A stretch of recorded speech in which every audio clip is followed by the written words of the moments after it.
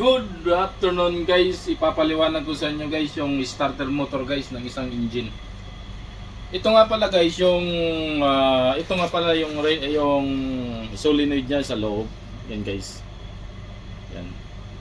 Yung kuryente nga pala guys, tatawid dito papunta dito guys. Mag-i-start na itong motor. Kapag pinatay mo guys, pag nag-over speed na ito guys, magdi-disengage ito guys. Ito lang yung gamit nito guys. Pag umandar na yung makina, disengage. Tapos starting, engage, disengage. Yan lang gamit niyan guys. Solenoid guys, ayan o. Tulak at saka atras lang guys. Ganun lang starter guys. Walang ibang ano to, walang ibang ano, walang timing, walang ano, basta isalpak mo lang itong ganyan guys. Ganito lang yung ano niya, yung sistema niya. Yun lang guys, para may matutunan kayo sa ano starter motor ng isang engine. Yun lang.